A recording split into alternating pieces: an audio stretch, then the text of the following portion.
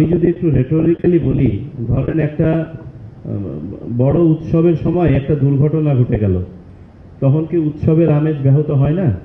আমাদের তো তাই হয়েছে জাতীয়ভাবে, শহীদ ওসমান হাদির হত্যাকাণ্ডটা। এখন আমাদেরকে এইটাকে এই শোকটাকে শক্তিতে পরিণত করে সামনে এগিয়ে যেতে হবে। যারা আমাদের উৎসবের পরিবেশকে বিঘ্নিত করতে চান তারা ব্যর্থ হবে। আপনারা খেয়াল করে দেখবেন, আমরা প্রত্যেকটা নির্বাচনের তফসিল ঘোষণার পর থেকে যে সময়টা আমরা পার করেছি, আমরা একটা মোটামুটি স্ট্যাটিস্টিক্স নেওয়ার চেষ্টা করেছি আজকে, যে কি ধরনের ঘটনাগুলো ঘটে থাকে একটা সাধারণভাবে। সেদিক থেকে আমরা বলবো যে একটা বড় ঘটনা আনফরচুনেটলি ঘটে গেছে, শহীদ ওসমান হাদির হত্যাকাণ্ড, যে কারণে আমাদের পুরো ব্যাপারটা এত বেশি ওভারপাওয়ারিং ছিল, পুরো জাতি আমরা সেকেন্ড হয়ে গেছি।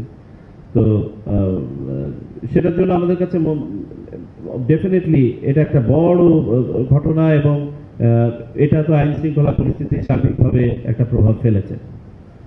মাঠ পর্যায়ে যদি আপনারা দেখেন, জেলা উপজেলা পর্যায়ে, জেনারেলি স্পিকিং, আমি আবারও রিপিট করি, এবারে আমরা খেয়াল করেছি যে আচরণবিধি প্রতিপালনের ক্ষেত্রে রাজনৈতিক দলগুলো জেনারেলি অতীতের চেয়ে বেশি সতর্ক, যেটা একটা ভালো লক্ষণ।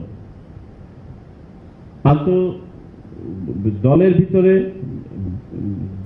একাধিক দলের মাঝে এলবো স্পেসিং, ঝুট ঝামেলা এগুলো আছে, কিন্তু সার্বিকভাবে যদি আমরা বলি আইন শৃঙ্খলা পরিস্থিতি নিয়ন্ত্রণে অবশ্যই আছে। আরেকটা বিষয় সামনে এসছে যে যারা নির্বাচনকে বিঘ্নিত করতে চায়, আন্ডারমাইন করতে চায়, তাদের টার্গেট কিন্তু মূলত শহর এলাকা, খেয়াল করে দেখবেন।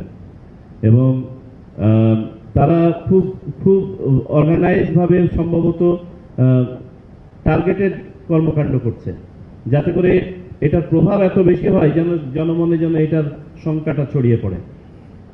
আমরা এগুলো সবই চিহ্নিত করেছি, জনমনে যাতে স্বস্তি ফেরত আসে, মানুষ যেন আশ্বস্ত হয়, রাজনৈতিক দলগুলো যথাযথভাবে যেন তাদের রাজনৈতিক কর্মকাণ্ড করতে পারেন, নির্বাচনী যে তফসিল আছে সেই অনুযায়ী সকল কাজ যেন নির্বিঘ্নে সম্পন্ন হতে পারে, সে ব্যাপারে আমরা নির্দেশনা দিয়েছি। তবে আপনাদেরকে এটা বলি যে চোরাগুপ্তা হামলা হচ্ছে যারা হেরে যায় তাদের একটা কৌশল।